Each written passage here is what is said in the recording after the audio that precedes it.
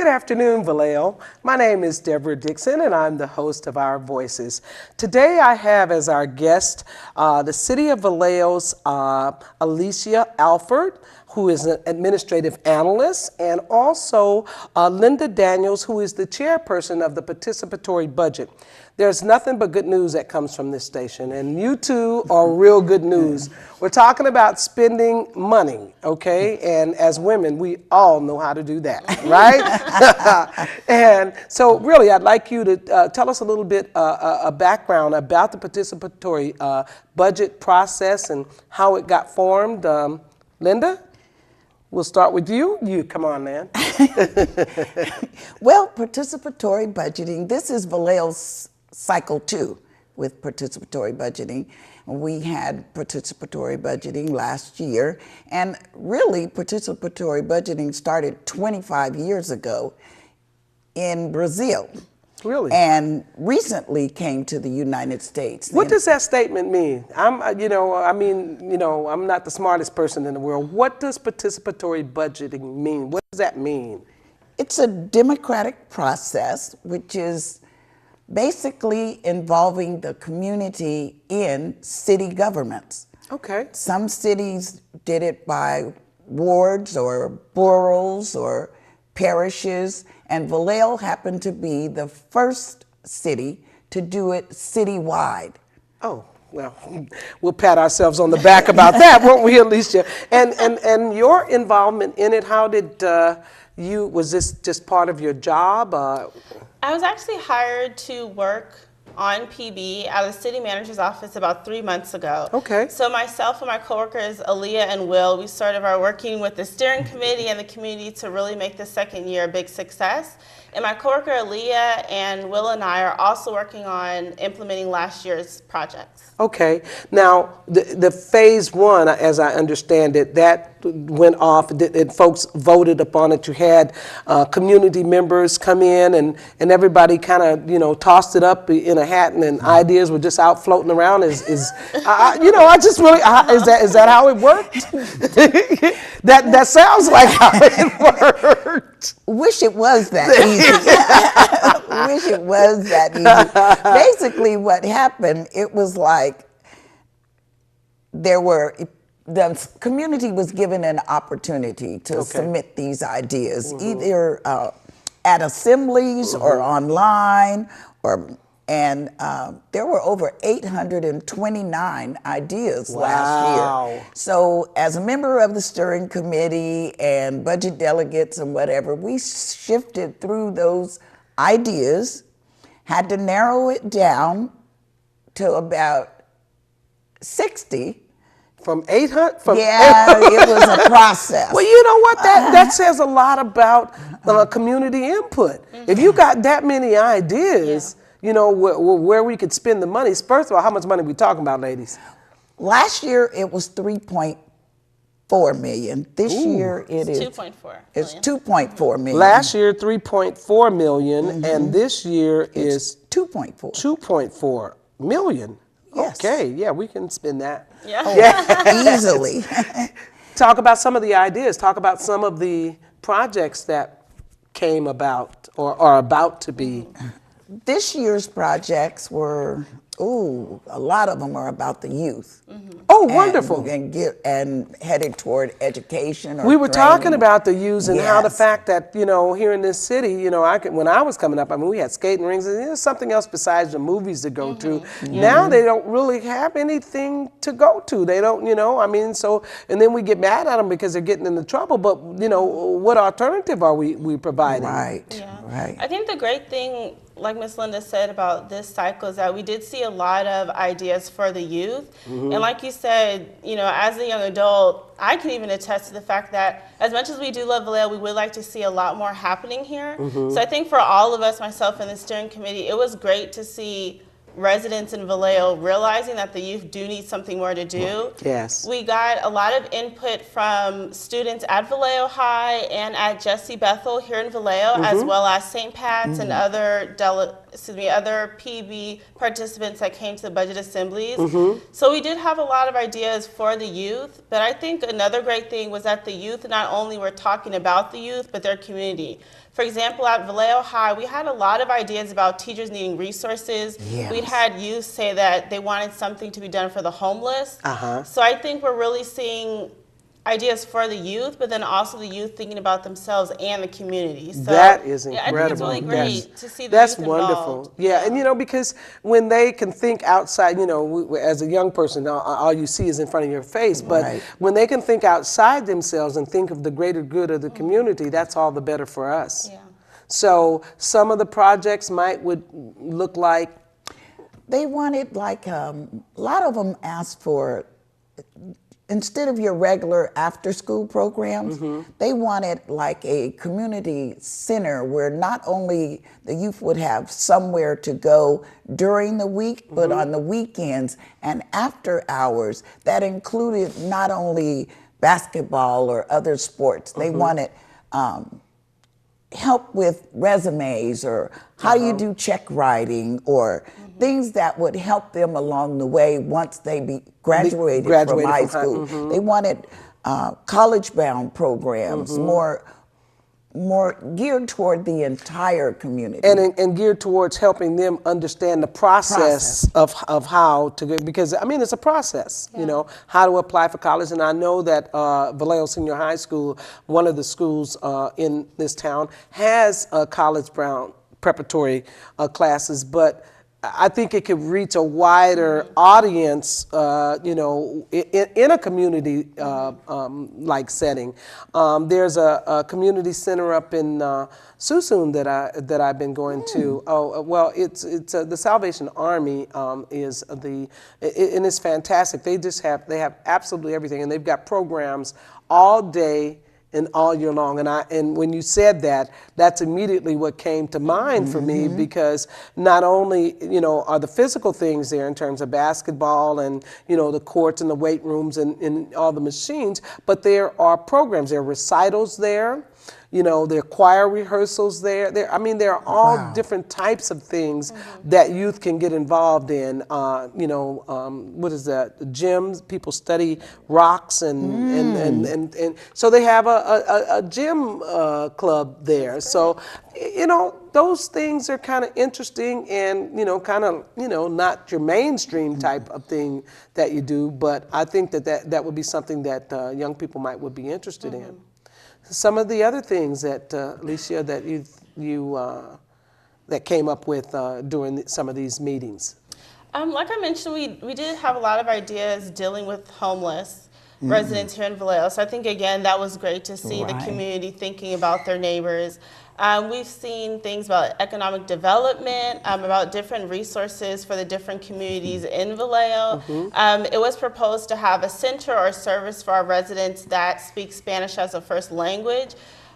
Different things about Mare Island, but then also the Crest. So I think, again, it's great to see residents thinking of each other and not just themselves. So it's been exciting for us. So far, we've had over 600 ideas submitted. So it's a lot to shift through, but still, we're happy to see all the feedback from the community. Each time you have these participatory budget like audiences, you go to an auditorium, a school or something like that, and you invite the community to come out. How is that information disseminated out to the community? How do they know about it? So this year we definitely wanted to make sure that we reached every community as best as we could, or at least every neighbor, every person, every demographic. So with the steering committee's help, staff's help, and a lot of our community volunteers, we did canvassing. For example, in the Crest, we knocked door to door. We stood in front of Safeway. We went in front of the movies. So really just anywhere that people are. We did phone calls, phone banking. We went to the farmers markets. Really, we just... Wherever, Walmart. Everywhere. We really just tried to go where the people are. I know that we do have a lot of online engagement, but again, you can't assume that everyone goes online. Absolutely. So that's definitely Absolutely. why we Right. walked and knocked on Doors. doors and yeah. So. That's a smart thing to do, because if you want people to know about it, you want people to get involved, you got to reach them where they are, not where you think that they are. Yeah. And that's the truth. That's the truth. Talk about, okay, we talked about phase one is completed, and that was from what period to what period? How long? Ooh. So we did the budget assemblies in February and March, I believe. Of 2012? I'm sorry, I thought you were 2013? talking about this cycle. No, So she last said cycle one. Okay. It was- Cycle one? Cycle one was, we did, yeah, because we rushed into it. It was Okay. like, here's participatory budgeting. This is how it works. This is what you guys got to do. Pick a steering committee, get some volunteers, and Go. it was like an 8-month cycle. Okay. So we did, Okay. we did our rule book, and then we had budget assemblies like in September, October of 2012. In 13, we did the budget delegate thing. We got ready because we voted in April. April of In 2013? 2013, we voted in April. Yes, we had a 7-day voting process, and there were polls set up at City Hall at some of the sites where we had the assemblies. And this year, we started for cycle 2 in September, October of 2013. Okay. We've had our budget assemblies Okay. at the various locations throughout the city. Okay. Right now, we're in the budget delegate process. Okay. Where those people that volunteered to be a budget delegate are going through those 600 plus ideas. That is their job? That's their job.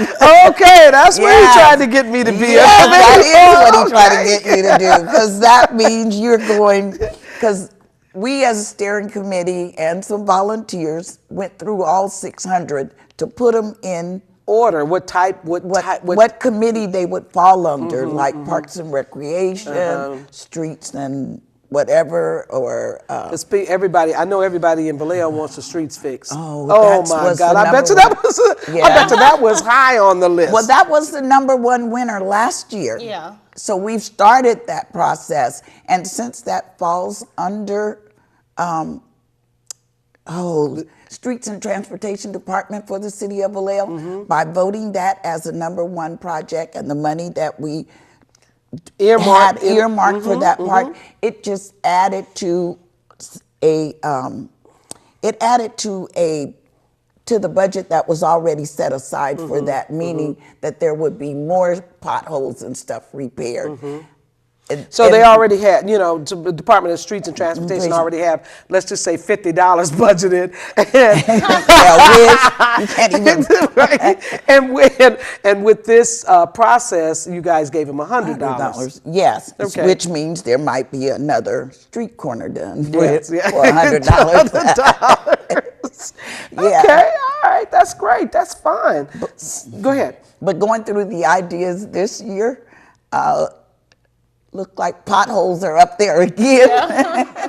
Is that? Yeah. That's a main concern. I mean, you're driving through the streets and bam, you hit something, and next thing you know, you need 4 tires, and the whole bottom of your car Good alignment is shot and everything else. So your primary goal is to, Alicia. For PB? Yes. So our primary goal, really one of the missions of PB, is to engage the community. We do have this $2.4 million, and we'll implement programs and services to help the Vallejo, which is great. But I will say that one of our other missions is really to engage our residents. I know that a lot of times when it comes to voting, we may unfortunately think that our vote doesn't count. It does count, but I do imagine that some people feel that maybe it doesn't. But I think with PB, literally what you propose and what you decide does matter. What you vote on will be implemented. Yes. So I think from the city side and also steering committee side, we want to better Vallejo, but then also engage our residents. Yes. So I think empowering residents to realize that their vote counts, their voice matters. I think that's probably one of our biggest goals. That's wonderful. That's a wonderful Yes. goal because people, when they don't feel that they count, when they don't feel that they're listened to, they get apathetic. What's the point? I mean, oh, I voted on that. They didn't. I wanted this and they didn't do that. So with these particular assemblies, to be able to to come up with all these different ideas, and then the steering committee and their particular part just kind of sift through it and say, okay, well, what do the majority of the people want? Yes. Yeah. So, Yeah, okay. it's a great process, and I think that since Measure B's money was a special tax that we, the citizens of Vallejo, voted on Yes. and agreed to for 10 years. Yes. So I feel that if we're going to pay that extra tax for 10 years, we need to have a say. voice in what we do with that money. Right, right. And that's why PB's main goal is to engage the community in their city government. That's fantastic. And so that's what we work toward. That's good news. See, the It show, is. that is just really good news, I mean, we so often hear, this is broke, this doesn't work, this doesn't work. But the fact that the primary goal is to engage the citizens, Right. I mean, that to me, that's half the battle. Because an informed citizenry will know, what to do and how to react and who to contact and, how to go about doing that. So that's fantastic. And the citizen input, let's talk a little bit more about the citizen input. You guys say that, you have these general assemblies and then people, do they just sit down, you give them a piece of paper? I mean, I mean, how do they come up with the ideas? That's a good question. So at our budget assemblies, which is the name for our community events, Okay. at the beginning we sort of educate everyone about PB if they don't know already. Okay. After that, we split into small groups where we let residents propose 1, 10, 20 ideas of what they want to see in Vallejo. We do have a few ground rules, such as respecting one another and making sure that it's something that you think will be eligible. And then really just letting people just brainstorm about what they want. The budget delegates, they will take all the ideas and see if they're feasible, see if it's something that we can implement in this city, which is great. But like you said, the first step is at first getting those ideas and input. Oh yeah, I had an opportunity to work with the Omega Boys and Girls Club on building that park out there. You remember that? Yes. And the dreamers, they had all these young kids come out, and we had a day we set up. We had refreshments and what have you for the kids, and we just told them to dream big. What would you like to see in the park? There's no limitations on your dream. Dream big. And they did, and we winnowed it down to what we could, and they have that beautiful park out there, which is just a blessing for the neighborhood. I live in that neighborhood, and I see every time I drive by it, and I see people, playing in it, kids playing in it and enjoying it, sitting under there and writing on the board, and maybe reading books or doing some poetry readings and things out there. It just warms my heart. It makes me feel so good because in writing that grant, I was turned down 3 times. But I'm sort of stubborn, so I just kept going. That's it. So you have to have a little bit of that in order to keep going so that you know what to do. So phase 2, $2.4 million. What are we going to do? What's our expected outcome with that, Ms. Daniels? Hopefully the expected outcome is that once all these ideals are dwindled down into enough that, because the steering committee decided that we would always dwindle them down to at least 60 ideas to actually put into proposals. And then we have like our science fair, which is the expos, and we should have 2 of them in August or September. That's with the Lawrence, was that with the Lawrence Livermore Lab, or? The expos were held at the Greater Vallejo Recreation District. Yes. And so it's like a science fair of all the proposals that would possibly be on the ballot. Okay. And so you can go and visit their little poster formats, and people will talk about the ideas. So people can visually connect what's on that ballot with what they saw at the expo and actually vote. And so once the expos are over, and this year voting will take place in October. Okay. And so people as young as 16 can Really? vote. Really? 16 to whatever age can Well, vote now in that's the good. PB process. That's good information to know. I mean, you know, now the youth really can feel Yes. empowered and feel like they are a part of, because usually we tell them we want you to participate, but sit over there in the corner and be quiet Yes. and let the adults make the decision. No, we've had students as young as 11 years old as budget delegates. Okay. Who worked in the process of getting those ideas into real proposals and vetting them. So they had contact with city departments, with vendors to say, this is one of the proposals, it's gonna cost this much money, it is eligible, it's gonna benefit the entire community, and this is what we want on the ballot. So it happens, and then their peers who are 16 can vote. And last year we did have a high percentage of our youth to actually come out and vote. And the kids that were on the budget assemblies as delegates, they helped us work the polls. Wow. So they were truly engaged. And we're having the same process this year. That's a one of the wonderful. That is communities. That's an absolutely wonderful process. I mean, you know, who could not feel not included? You know, Right. You got everybody included, from our seniors to our youth, and that's really what it's all about. So with this process that is going along now, tell us where you say you're getting ready to hit a kind of a lull space, and so what do you plan on doing during that downtime? Well, that question is directed to you. Yes, You're working for the city of Vallejo, so she can answer. so what are you there going is to some do? downtime as far as us in the public, but the budget delegates will be working from now until maybe about July, Right. working on these projects. Okay. So the budget delegates will have to, again, take these 600 plus projects and really look at them, see if they're feasible, see if there's something we can really implement here in Vallejo. We had feedback from last year that the budget delegates needed more time to work on the proposals. So this year they actually have 4 to 5 months, which is great. Okay. They also requested more support from the city when it comes to talking to the city about what's eligible, what's not eligible. I think giving them a form of what every department does, you know, it can be fine, but this year they'll actually get a chance to meet with department staff twice. Okay. So they'll be able Okay. to sit down with Public Works, with Code Enforcement, with the police department, and really hear about what does your department do? Where do you have gaps? What would you like to see done in Vallejo?